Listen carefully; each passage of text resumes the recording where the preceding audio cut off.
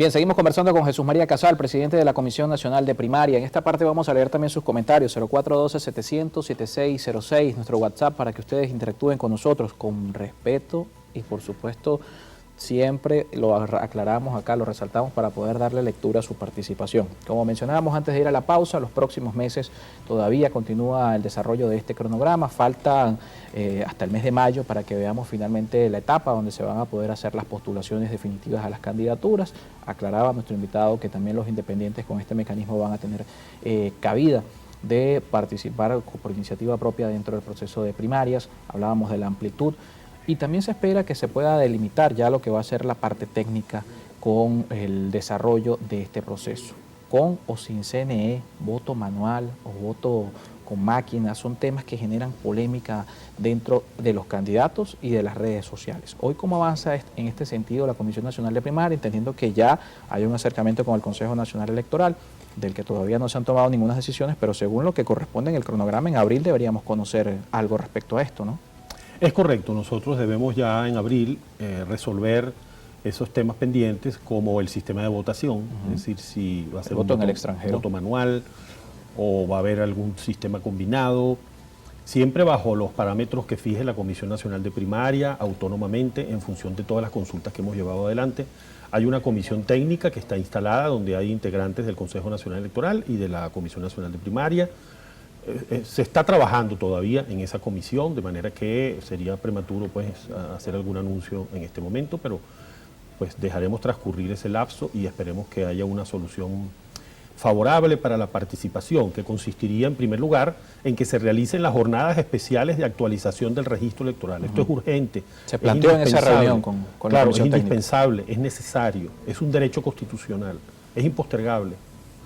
Y por otro lado, el que podamos utilizar los centros de votación, este es también un derecho que tenemos como ciudadanos, utilizar los centros de votación que dan mayor seguridad, que son procesos más ordenados, que va a permitir que en la mayoría de los casos, en muchos casos, los electores acudan a sus centros naturales de votación, donde siempre hay concurrido. No va a suceder con todos los electores porque hay que hacer nucleaciones, ¿no? Serían unos 5.000 centros, pero es un tema para nosotros también muy importante. Todo esto, claro, siempre que nuestros principios queden a salvo, nuestros principios de Comisión Nacional de Primaria como órgano rector. No hay fase alguna del proceso que no esté bajo su supervisión, bajo su control y bajo su observación. Por otro lado, la protección de la identidad del elector. Estos son principios inderogables, son, digamos, la esencia misma de esta comisión. Y por lo tanto, pues es un tema que no puede estar en discusión en ningún momento. Pero, por otro lado, tenemos la mayor disposición a una interlocución respetuosa, como la que ha existido hasta ahora, y que esperamos que de esa misma forma se mantenga. Esa proyección de 5.000 centros es, pudiéramos decir, casi el doble de lo que se extendió en el país para la primaria del año 2012, en un contexto diferente. En 2012 no se hablaba de 7 millones de venezolanos en el extranjero, como algunas cifras manejan, 5.5 millones. Lo cierto es que puede haber una población electoral de al menos 3 millones en el extranjero que en 2012 tal vez no estaban allá. 7.000 centros en Venezuela. ¿Y qué pasa con este caso que también es, pudiéramos decir, un punto complejo, ¿no? de llegar a un acuerdo con todos los involucrados en el proceso? Porque hablar del voto en el extranjero sin duda genera posiciones encontradas. Sí, bueno, nos estamos planteando en el territorio venezolano pues, tener esos 5.000 centros, que no sería el doble, pero sí estaría por encima de la primaria 2012. Y en cuanto al voto en el exterior, hemos trabajado arduamente en esa materia, efectivamente, porque no se había dado en el 2012 todo el proceso de la diáspora, ese exilio pues forzado por todas las circunstancias que conocemos, y hay que dar una respuesta. Nosotros consideramos fundamental dar una respuesta en el alcance que podamos darla, porque no podemos en ningún momento comprometer las garantías electorales del proceso de primaria, el control nuestro sobre el proceso, porque así como decimos que ese principio vale en el ámbito nacional, pues también vale en el ámbito internacional. Entonces, por más que hay una serie de asociaciones, con todas ellas hemos entrado en interlocución y son fundamentales para nuestro trabajo, asociaciones de venezolanos en el exterior, pues al final tiene que haber un proceso ordenado bajo los estándares que rigen un proceso electoral. Esto no es una simple consulta para decir sí o no, esto es una competencia, hay un elemento competitivo aquí que hay que tener en cuenta. Y todo aquel que quiere que gane su candidato en la primaria, quiere que gane en buena lid. Nosotros tenemos que garantizar que sea esa buena lid, es decir, un proceso limpio, transparente, confiable, con resultado oportuno. Todo eso lo estamos considerando también como los elementos de financiamiento, elementos organizativos. Pero estamos haciendo un gran esfuerzo para posibilitar un registro de actualización de dirección de aquellos venezolanos que ya están en el registro electoral, pero que no residen en Venezuela, no han podido actualizar esa dirección en el exterior, en las ciudades de mayor concentración de venezolanos. Vamos a estar trabajando incluso durante Semana Santa, será una semana de muchísimo trabajo para adelantar también el tema de los reglamentos, ¿no? Porque pues efectivamente en abril debemos publicar los reglamentos fundamentales complementarios al reglamento marco. Bien, nos toca revisar la participación de la audiencia. Quedó pendiente el tema de las inhabilitaciones y lo vamos a dejar para el final, aunque probablemente seguro nuestra audiencia lo va a preguntar acá en la mensajería 0412-700-7606. Comenzamos con Maracaibo, que nos escriben desde acá. Gracias, como siempre, por estar en sintonía con nosotros. Buenas tardes. Pregunto, ¿los partidos que participen en las primarias firmarán un pacto que confirmen el apoyo con logística al candidato que salga triunfador? Sí, todo candidato debe firmar un pacto de respetar el resultado de la primaria y de respaldar al candidato ganador. Es decir, que debe no solamente respetarlo, sino apoyar a ese candidato ganador para que gane en las elecciones presidenciales. Ramón Correa nos escribe desde Valle de la Pascua. Saludos, la pregunta para el invitado: ¿es necesario y evidente una candidatura unitaria que impide que algunos candidatos puedan participar? ¿Qué les piden? Porque entiendo que es una gran oportunidad para demostrar quién en realidad tiene los votos. Solo lo único que harán es restar votos y jugar a favor del gobierno, los que se lancen en paralelo a la primaria. Bueno, yo respondería lo mismo que señalé antes, pues el caso del señor José Brito, él pidió ser recibido, se le recibió, el asunto no pasó de allí, es decir, había que formalizar una solicitud de ser un factor político que respalde la primaria. Pero aún así, esto tampoco es un requisito. Perfectamente alguien puede esperar a la fase de postulaciones y en esa fase de postulaciones presentar su nombre, y la comisión lo evaluará. Bernabé puede esperar en mayo y se lanza. Y la comisión lo evaluará. O sea, nosotros no queremos hacer ninguna exclusiones a priori, ¿no? No hacemos exclusiones a priori de que no, alguien vinculado a la Alianza Democrática no puede participar, o que llaman alacranes. Nosotros, esos conceptos están fuera de nuestro lenguaje y de nuestra ruta. Nuestra ruta es un canal amplio para la participación, para la democratización de Venezuela, para el cambio político, y cualquier situación específica que haya que considerar, se hará esa evaluación en el momento de las postulaciones. José Soler nos escribe desde Turén, en el estado portuguesa. Debe tener una fecha tope para que los candidatos que el gobierno puedan inhabilitar, porque imagínense que un día antes de las elecciones den un listado de inhabilitados. Claro, eso sería una trampa a toda luz, pero deben tener esto bien claro y, por supuesto, no dejar que se postulen personas inhabilitadas. Fíjese, esa pregunta me permite ya responder lo de las inhabilitaciones. Precisamente por eso es que nosotros no podemos actuar en función de un arma política que tiene el gobierno en sus manos con las inhabilitaciones, sino nosotros tenemos que partir de la Constitución. Por lo tanto, nuestro reglamento marco, respetando la Constitución, no establece ninguna restricción para esas personas, ¿no? Y también hay sentencias de la Corte Interamericana de Derechos Humanos que así lo han establecido.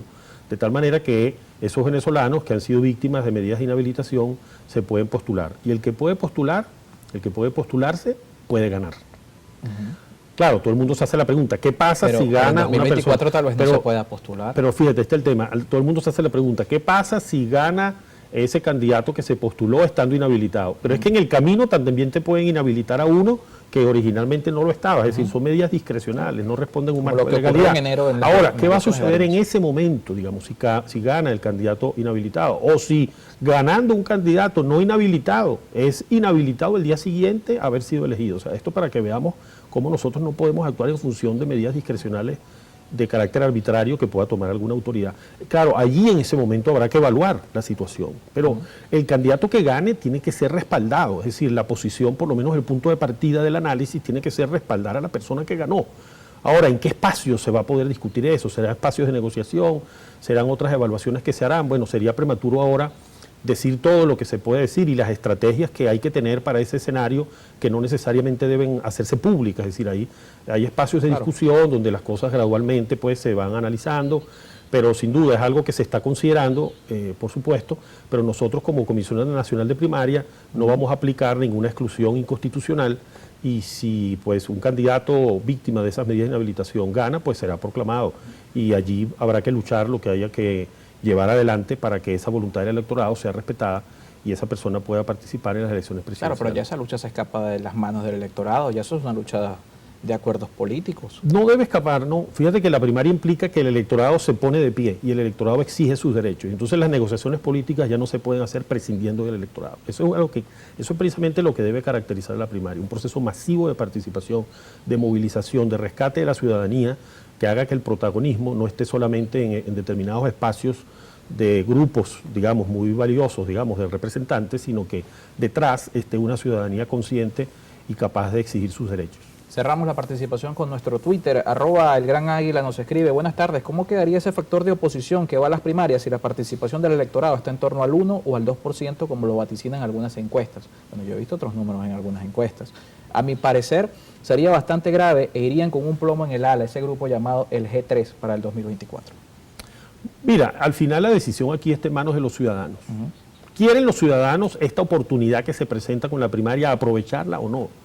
Pero sobre todo nuestra visión como integrantes de la Comisión Nacional de Primaria, queremos junto con ellos movilizar este proceso de participación, que no perdamos la esperanza de un cambio político para Venezuela, y por eso hemos hecho un proceso amplio de consulta en la primera fase, con participación de líderes sindicales, de representantes de gremios, jubilados, funcionarios públicos, familiares de presos políticos, familiares de víctimas de violaciones a derechos humanos, organizaciones políticas, organizaciones sociales. Queremos que Venezuela en toda su diversidad se involucre en este proceso de la lucha para el cambio político y la democratización de Venezuela. Y es algo, eso sí está en nuestras manos, el quedarnos, digamos, enclaustrados, encerrados en nuestras frustraciones, o salir más bien a buscar aquello que consideramos que es lo que necesita Venezuela y esas condiciones de vida mejor para todos nosotros. Eso sí depende de nosotros. Las barreras que van a estar en el camino no, pero cómo las enfrentemos, la actitud que tengamos ante eso sí depende de nosotros. Bien, muchísimas gracias por acompañarnos y bueno, el mayor de los éxitos en esta labor que tiene la Comisión Nacional de Primarias, porque no es solo la dificultad política de lograr todo lo que puede ser el proceso que pueda satisfacer a todos los sectores, sino también de poder sumar, como dice nuestro invitado, la voluntad y que todos los ciudadanos se puedan involucrar en esta decisión que corresponde para el 22 de octubre de 2023. Nos toca hacer una pausa y al regreso hablamos del tema salarial. Pablo Zambrano va a estar con nosotros en estudio de Fetrasalud. Recuerden nuestras redes sociales, @encontextopiso y @carlospenalosa.